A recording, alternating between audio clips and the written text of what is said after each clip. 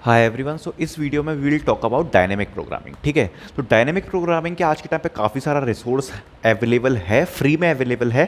तो और मेरा सजेशन क्या रहेगा, जब मैंने सीखा था तो मेरा सजेशन क्या रहेगा वो भी मैं आपको बता दूंगा, और किन रिसोर्सेज को आपको फॉलो करना चाहिए और कौन सा टॉपिक आपको किस प्लेलिस्ट से पढ़ना चाहिए वो भी मैं इस वीडियो में बता दूंगा। ठीक है, तो स्टार्ट करते हैं वीडियो को। तो सबसे पहले मैं आपको एक चीज़ क्लियर करना चाहता हूँ, अगर आप डायनेमिक प्रोग्रामिंग पढ़ने जा रहे हो, इसका प्री रिक्विजिट होता है रिकर्जन। जब तक आप रिकर्जन को मास्टर नहीं कर लो, आप डायनेमिक प्रोग्रामिंग पर मत आना। ठीक है, या फिर आपका इंटरमीडिएट लेवल तक का रिकर्जन नहीं हो जाए तब तक डायनेमिक प्रोग्रामिंग पर आप मत आना, क्योंकि इसका सबसे बड़ा रीज़न ये है कि अगर प्रॉपर तरीके से डायनेमिक प्रोग्रामिंग अगर आपको सीखनी है तो पहले आपको चीज़ों का रिकर्सिव कोड आना चाहिए कि ये कोई क्वेश्चन है, उसका मैंने रिकर्सिव कोड किया और उसके बाद हम उसको डायनेमिक प्रोग्रामिंग कन्वर्ट कर लेंगे। ठीक है, तो प्री रिक्विजिट क्या है, रिकर्जन। ये नहीं कह रहा कि बहुत ही एक्सपर्ट लेवल पर रिकर्जन पे पहुंच जाओ, बट एटलीस्ट आपके बेसिक्स वगैरह अच्छे से आपको क्लियर होने चाहिए। एटलीस्ट 20-30 क्वेश्चंस तो आप कर ही लेना रिकर्जन के ऊपर, जो अपन के बेसिक क्वेश्चंस होते हैं रिकर्जन के ऊपर, बैक ट्रैकिंग के ऊपर, वो आप कर लेना। उसके बाद आप डायनेमिक प्रोग्रामिंग पर मूव करना।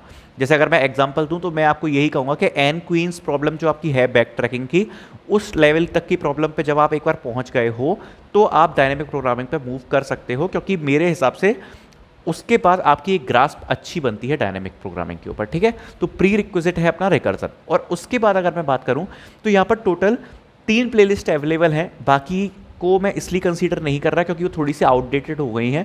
तो आदित्य वर्मा, स्ट्राइवर की डीपी सीरीज और पेप कोडिंग, इन तीनों को अभी मैं लेके चल रहा हूँ। ये मेन है। और हाँ, fourth one is love Babbar की डीपी सीरीज़, बट वो अभी रिसेंटली स्टार्ट हुई है, उसमें ज़्यादा वीडियोस अभी आ रही हैं। ठीक है, तो ये 4 प्लेलिस्ट की मैं बात करूँगा।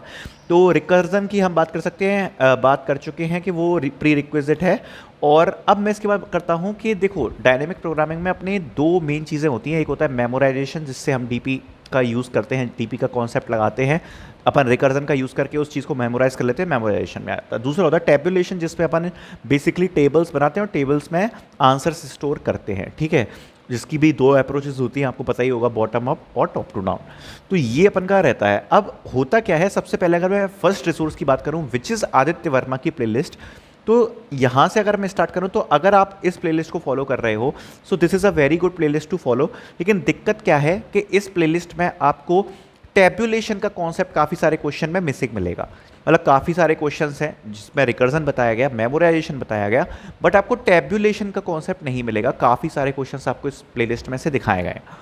अगर मैं बात करूं, मैंने 3 बार डायनामिक प्रोग्रामिंग पढ़ी थी, 3 में से जब शुरू के 2 टाइम्स पढ़ी थी, मैं दोनों टाइम में ही अच्छे से इसको समझ नहीं पाया। तो उसका सबसे बड़ा रीज़न यही था कि मैं सारे क्वेश्चंस को, कोई क्वेश्चंस मैं टैब्यूलेशन से सॉल्व कर रहा था, कोई मैं मेमोराइजेशन से सॉल्व कर रहा था, और मैं क्वेश्चंस में ये नहीं सोच पा रहा था कि एक प्रॉपर वे क्या है। तो मैं मतलब काफ़ी कंफ्यूजन स्टेट में था। इसलिए मैं ये चीज़ अब इतना प्रेफर इसलिए नहीं करूँगा कि यार, अगर आप कोई क्वेश्चन कर रहे हो ना, आप उसको मतलब सबसे पहले रिकर्जन फ्लो क्या होना चाहिए, सबसे पहले रिकर्जन, उसके बाद उसको मेमोराइज करो, मेमोराइज करने के बाद उसको टेबल में कन्वर्ट करो, टेबुलेशन में कन्वर्ट करो, और उसके बाद अगर स्पेस ऑप्टिमाइजेशन हो सकता है तो वो करो। तो प्लेलिस्ट काफ़ी अच्छी है, लेकिन बस इसमें से आपको टेबुलेशन के कॉन्सेप्ट मिसिंग मिलेंगे काफ़ी सारे क्वेश्चंस में। तो वो चीज़ मैं आपको एक पॉइंट कराना चाहता था। अगर मैं अपनी तरफ से बात करूं तो इसमें इस प्लेलिस्ट से मैं आपको सजेस्ट करूंगा मैट्रिक्स चेन मल्टीप्लिकेशन। ये क्वेश्चन होता है कि एडवांस कॉन्सेप्ट होता है डायनेमिक प्रोग्रामिंग का। मैट्रिक्स चेन मल्टीप्लिकेशन से टोटल 5 से 6 क्वेश्चन इस प्लेलिस्ट में कवर किए गए हैं, और मुझे ऐसा लगता है कि YouTube पर सबसे अच्छे तरीके से कवर किए हुए कॉन्सेप्ट हैं। काफ़ी एडवांस टॉपिक है, लेकिन बहुत ही इजीली कवर किया है, जिसमें अपन का मैट्रिक्स चेन मल्टीप्लिकेशन आ जाता है, एग ड्रॉपिंग प्रॉब्लम आ जाती है, और 2-4 आपको वीडियोस उसी प्लेलिस्ट में आपको मिल जाएगी, आप चेकआउट कर सकते हो आफ्टर मैट्रिक्स चेन मल्टीप्लिकेशन की वीडियोस। ठीक है, तो वो मैं आपको सजेस्ट करना चाहूँगा कि अगर आपको मैट्रिक्स चेन मल्टीप्लिकेशन पढ़ना है तो आप आदित्य वर्मा से जाके पढ़ सकते हो। He explain matrix chain multiplication very well, very very well. Okay, बात करूं अगर पेप कोडिंग की, तो एवरीथिंग इज गुड, बट वही दिक्कत है कि इसमें मेमोराइजेशन कवर नहीं हुआ है। पेप कोडिंग की किसी भी वीडियो में मेमोराइजेशन के टॉपिक को कवर नहीं किया गया है। सारी वीडियोस लगभग टैब्यूलेशन से कवर करी गई हैं। तो ये एक चीज़ है जो पेप कोडिंग की प्लेलिस्ट में मिसिंग है, तो आप उसको इस तरीके से कंसीडर कर सकते हो। अब अगर आप मेरी पर्सनल चॉइस मानो तो मैं आपको कहूँगा आप मेन रिसोर्स को रहो, या तो स्ट्राइवर की डीपी प्लेलिस्ट या अभी ऑन गोइंग लव बब्बर की डीपी प्लेलिस्ट। तो स्ट्राइवर बेसिकली इंग्लिश में उनकी वीडियोज़ है और लव बब्बर भैया की हिंदी में वीडियोज़ हैं। तो आप दोनों में से जो भी आपको सूटेबल लग रहा है, दो दो वीडियोज़ पहले पढ़ के देख लो। उन दोनों को मैं कहूँगा कि आप मेन रिसोर्स रखो। इसका बेसिक रीज़न क्या है कि एक जो फ्लो होता है डीपी में, आजकल इंटरव्यूज़ में क्या होने लगा है कि सपोज़ आपने अगर सपोज़ मैं अगर अमेजोन के इंटरव्यू की बात करूँ, अगर आपने क्वेश्चन को कर दिया, सपोज़ डीपी का क्वेश्चन है, आपने मेमोराइजेशन सॉल्व कर दिया, फॉलो अप क्वेश्चन में वो कहेगा कि how do you convert this code into tabulation. तो ये चीज़ें इंटरव्यूज़ में अब पूछे जाने लगी हैं, तो ये इंपॉर्टेंट है। ये अब वो वाली बात नहीं रही कि तुम बस क्वेश्चन को सॉल्व कर दिया, डीपी का क्वेश्चन है डीपी लगा के सॉल्व कर दिया। फॉलो अप क्वेश्चन में दे विल आस्क अच्छा ये कोड अपन का मेमोराइजेशन का, अब इसको टेबुलेशन पे कैसे करो, बॉटम अप पे कैसे करो, टॉप टू डाउन कैसे करो। तो ये चीज़ें अब इंपॉर्टेंट हो गई हैं। तो ये आपको मिलेगा एक तो स्ट्राइपर की डीपी सीरीज़ में और एक लव बब्बर भैया की डीपी सीरीज़ में। तो आई वुड से कि मेन रिसोर्स आपको यही रखना चाहिए, because these playlist are really really good. Okay, तो दोनों में से कुछ भी देख सकते हो, आपका जो भी मन हो। तो मेन कॉन्सेप्ट आप डीवी अपना इनसे कवर कर सकते हो।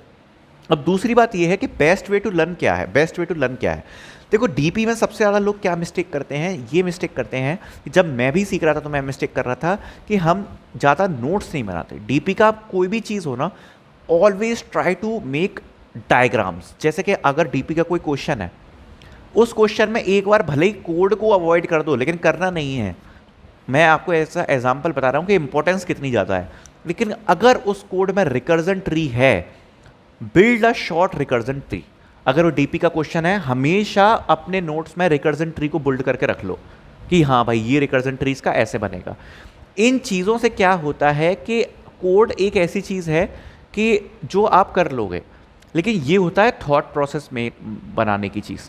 अगर 1D डीपी का क्वेश्चन है, always try to make 3-4 iterations array की। अगर 2D आपका डीपी का अगर कोई क्वेश्चन है, तो हमेशा फॉर्मूलाज को लगा के कैलकुलेशन लिखो, कम से कम 5-6 सेल्स की, कि इसको ऐसे फिल किया। अगर रिकर्जन ट्री का क्वेश्चन है तो रिकर्जन ट्री बनाओ नोट्स में। ये चीज़ें मैं आपको बता रहा हूँ, शुरू में आपको टाइम लगेगा, लेकिन जब आप एक बार सीख लोगे डीपी को, आपको आगे जाके आप भूल नहीं पाओगे। आपकी इतनी सॉलिड हो जाएगी, इतनी सॉलिड हो जाएगी, जितने भी कॉन्सेप्ट्स लग रहे हैं उसको पहली फर्स्ट रिक्वायरमेंट होती है कि आप अच्छे से नोट डाउन करो। रिकर्जन ट्री हो गया, 1D हो गया। जब मैंने भी शुरू में पढ़ा था तो मैं इन चीज़ों को अवॉइड कर देता था, सीधे क्वेश्चन लिखा, अप्रोच थोड़ी सी लिखी और कोड लिख दिया। इससे आप बार बार भूलते रहोगे, बिकॉज हम क्या कर रहे हैं, इससे केवल कोड को रिमेंबर करने की कोशिश कर रहे हैं। ठीक है, वो चीज़ नहीं करनी है। ये मिस्टेक मेरे से बहुत ज़्यादा हुई है।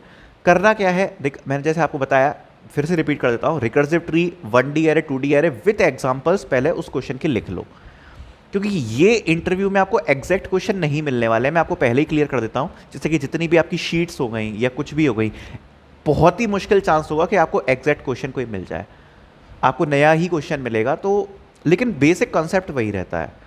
तो इसके लिए मैं कहूँगा कि always try to visualize thing. जितना आप विजुअली बना सको अपने कोड में, तो वो बेटर रहेगा। ठीक है, तो ये एक टिप हो गई। तो सबसे पहले read the question, make the recursive tree. उसके बाद आपको क्या करना है, उसके बाद आपको करना है मेमोराइजेशन। सबसे पहले रिकर्जन का कोड, रिकर्जन के कोड में कहाँ पर इंप्रूवमेंट की जा सकती है, तो उसका मेमोराइजेशन का कोड। मेमोराइजेशन के कोड के बाद आप जैसे भी डीपी उस पर बनाना चाहो, बॉटम अप या टॉप डाउन, फिर उसका। तो this should be your flow to understand DP. Okay, और उसके बाद मैं आपको कहूंगा कि अगर आपने 60 से 70 क्वेश्चन अच्छे मीडियम लेवल के कर लिए लीड कोड पे, इस लेवल के, और ऐसा यूज करके, आप डीपी नहीं भूल पाओगे। मैंने डीपी में बहुत ज़्यादा स्ट्रगल किया है। मैं ये नहीं कहूँगा कि मैं डीपी में बहुत बड़ा एक्सपर्ट बन गया हूँ, लेकिन अब ऐसा होता है कि एटलीस्ट मैं एक थॉट प्रोसेस पे पहुँच जाता हूँ कि अच्छा इस क्वेश्चन में ऐसा कुछ कॉन्सेप्ट लग रहा होगा डीपी का, कैसा मुझे क्या कोड करना पड़ेगा, ये मुझे आ जाता है। क्यों? बिकॉज टाइम लगेगा हर क्वेश्चन में, बट जब आप इसको एक प्रॉपर स्ट्रक्चर वे से करोगे, आपने 10 क्वेश्चन 20 क्वेश्चन इस स्ट्रक्चर वे से करे, कोई भी क्वेश्चन आने तो फटाक से कर लोगे। चाहे इंटरव्यू में नया क्वेश्चन आए, चाहे दूसरा आए, क्योंकि बिकॉज आपको क्या करना आता है, स्टेप बाय स्टेप चीज़ों को अप्रोच करना आता है। वो बहुत आपको जानना जरूरी है। तो मेरा सजेशन यही रहेगा, स्ट्राइवर या लव बब्बर की डीपी सीरीज को आप फॉलो करो। मैट्रिक्स चेन मल्टीप्लिकेशन के क्वेश्चंस आप पढ़ सकते हो आदित्य वर्मा से। एंड सेकंड चीज़, पैप कोडिंग ने काफ़ी सारी वीडियोस डाल रखी हैं, तो अगर कोई क्वेश्चन उन दोनों की डीपी सीरीज में मिस है, तो वो आप पैप कोडिंग से कवर कर सकते हो। और हमेशा नोट्स को एक फ्लो में बनाते हुए डीपी को स्टार्ट करो लर्न, और आप कर पाओगे, डीपी को बहुत अच्छे से आप मास्टर कर लोगे और ज़्यादा टाइम भी नहीं लगेगा। ओके, और अगर आपको किसी और टॉपिक पर भी इसी टाइप की वीडियोस चाहिए विद सम एडवाइस, तो आप कमेंट सेक्शन में बता सकते हो, फटाफट से बना दूंगा मैं, कोई बड़ी बात नहीं है। तो बता देना कमेंट सेक्शन में, और अगर और कोई सजेशंस हो रहा हो तो कमेंट सेक्शन में भी बता सकते हो, और कुछ भी हो तो आप बता सकते हो। दूसरी बात यह है कि सेकंड चैनल का लिंक डिस्क्रिप्शन में मिल जाएगा, तो वो भी आप सब्सक्राइब कर लो, एक बार देख लेना। काफ़ी अच्छी चीज़ें मैं डाल रहा हूँ उस पर भी, गाइडेंस रिलेटेड, तो उसको भी आप चेकआउट कर सकते हो। Thank you so much for watching this video.